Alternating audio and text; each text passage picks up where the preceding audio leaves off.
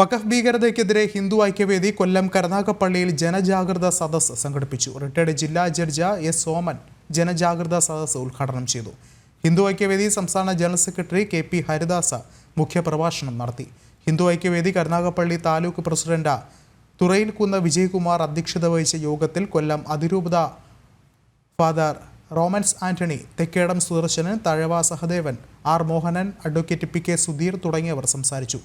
കിരാതമായതും രാജ്യദ്രോഹപരവുമായ കരിനിയമമാണ് വഖഫ് നിയമമെന്നും മതത്തിനല്ല മനുഷ്യത്വത്തിനാണ് ഹിന്ദു ഐക്യവേദി പോലുള്ള സംഘടനകൾ പ്രാമുഖ്യം നൽകുന്നതെന്നും ഹിന്ദു ഐക്യവേദി സംസ്ഥാന ജനറൽ സെക്രട്ടറി കെ.പി. ഹരിദാസ് പറഞ്ഞു.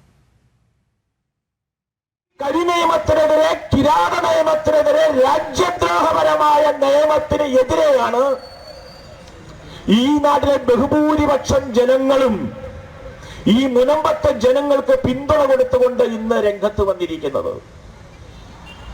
ഇത് കേരളത്തിന്റെ മാത്രം ഒരു പ്രശ്നമല്ല.